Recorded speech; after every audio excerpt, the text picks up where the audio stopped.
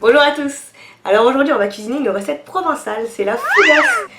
Alors la fougasse c'est un pain plat, sucré ou salé, bien souvent garni de plein de petites choses. Alors comme en ce moment c'est la saison des noix, on va préparer une fougasse aux noix, figues, fromage de chèvre. Et vous allez voir, c'est assez simple à réaliser et c'est surtout très très bon. Et pour ceux qui ne me connaissent pas encore, je vous invite à venir visiter mon site internet. Vous trouverez de nombreuses prestations diététiques comme des menus de la semaine, des recettes, des fiches conseils ainsi qu'un programme perte de poids. Allez, on se retrouve en cuisine. Dans un premier temps, nous allons réaliser la pâte à pain. Pour cela, vous aurez besoin de 250 g de farine, une petite cuillère à café de sel, d'une cuillère à soupe de levure boulangère, d'une cuillère à soupe d'huile d'olive et de 10 à 15 centilitres d'eau.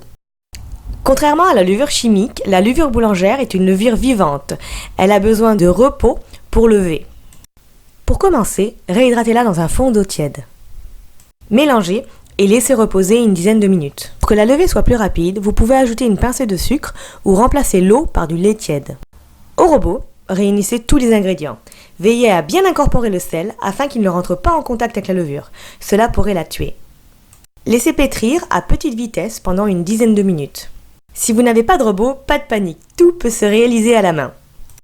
Le pétrissage est suffisant une fois que la pâte forme une boule autour du crochet. Couvrir le pétrin d'un linge propre et humide.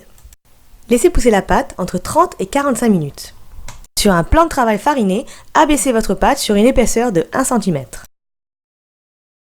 Déposez votre garniture sur la moitié de la pâte. Vous pouvez tout aussi bien garnir votre pâte avec d'autres ingrédients comme par exemple des olives, des tomates séchées, d'autres types de noix, des jambons ou encore des anchois. Repliez la pâte en deux et appuyez bien sur les bords pour les sceller.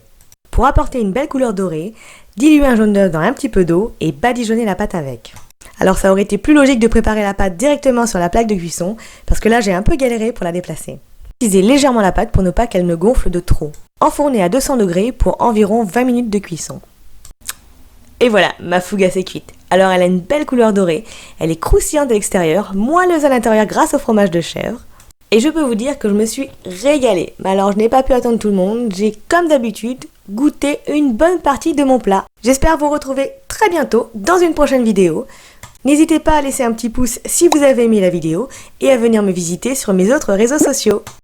Je vous laisse les ingrédients de la recette ci-dessous et les apports nutritionnels ci-après. À bientôt!